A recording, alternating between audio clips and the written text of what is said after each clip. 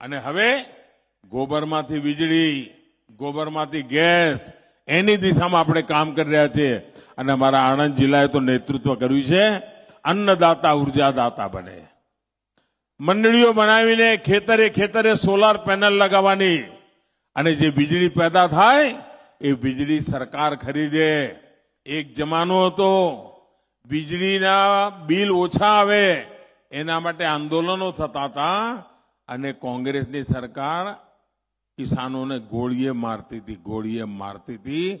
આપણે એવી નીતિ બનાવી કે ખેડૂત પોતે જ વીજળી પેદા કરે અને ખેડૂત વીજળી વેચે અને સરકાર વીજળીના પૈસા આપે. આટલું બધું ચક્ર ફેરવી નાખવાનું કામ, સાચી નીતિ હોય, સાચી નિયત હોય તો કેવું પરિણામ મળે છે એ આપણે બતાવી દીધું છે.